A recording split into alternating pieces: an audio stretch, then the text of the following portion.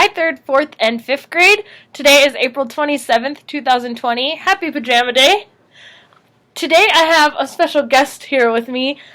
You've heard a lot about him, but you've never met him before. This is my fiance, Mr. Berg, and he is going to show us something kind of cool today that's related to music. So, first of all, where do you go to school, Mr. Berg?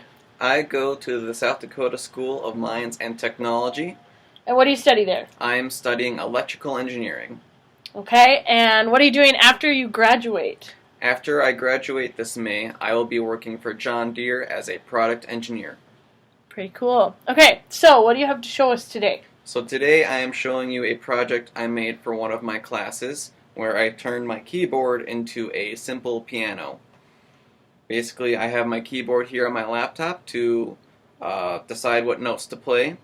And Pause you right there. So his keyboard that he has looks just like the keyboard on any computer. So maybe your mom or dad has a laptop at home. It looks just like that. It's nothing super special. It's just a normal keyboard, okay? And that keyboard is connected to a microcontroller through a USB port. So basically, I tell it a note to play, and then this computer chip here in the middle reads what note I am pressing, and then it's going to send a signal to a buzzer. And this buzzer will generate a note. I'll get that a little closer it's really so you can tiny. see it. It will generate a note based on what signal I send to it. So I'll go ahead and connect the buzzer to my microcontroller right now.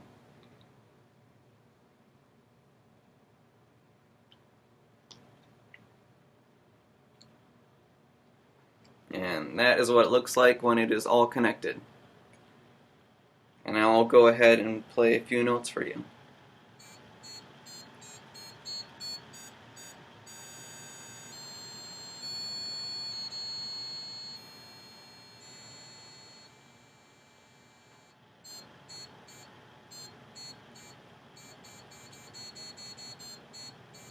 Cool. So he's just typing letters on his keyboard, and it's talking to his little devices over here, and they're making the sound. So that's really cool, right?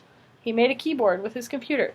So how do you know what to put into your computer to make these little devices do what you want to do, or make the sound you want them to make? So when you program a little computer or microcontroller like this, you use a computer language. In this case, I'm using a computer language called C, which I learned at college. And a computer language or a computer program is basically a set of tools and instructions you can give to your computer. Writing code and programming is a lot like creating a recipe for a chef. You tell the chef what tools to use, what ingredients to use, in what order you do things, and how you do them. And that's a lot like what I am telling this to do. I tell it what specific tools and parts of the computer to use, and how to do them, and basically I get a nice little product at the end of the day. Cool. Okay, you hear a lot of people, especially because you're an engineer and you go to a school where you learn how to be an engineer, use the term STEM. What does STEM mean? STEM stands for Science, Technology, Engineering, and Mathematics.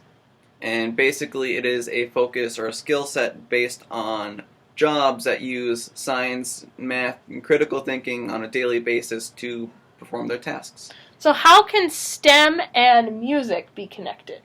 So STEM focuses a lot on critical thinking and using your mind to really think a lot. Music really helps train the mind on how to be a better thinker and perform tasks more often.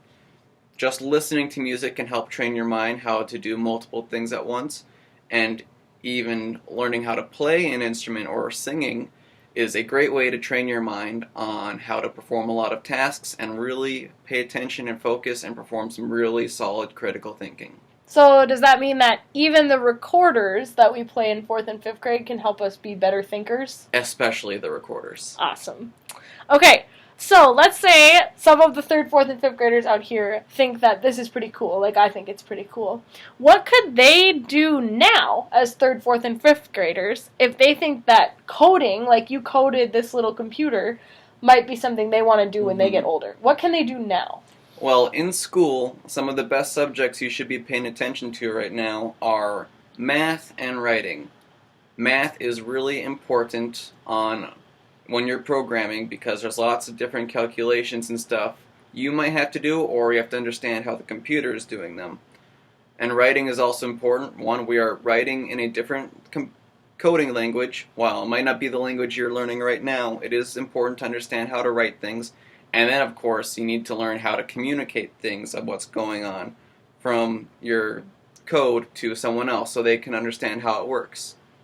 If you want to do some other ways to practice coding, a great website is called code.org. They have great coding practices for kids of all ages. Cool. Do you have anything else to share with us today? No, I do not. Thank you guys very much for having me, and if you ever want me to do another little project for Abby like this, I'd be glad to come back sometime. Okay, have a good rest of your day.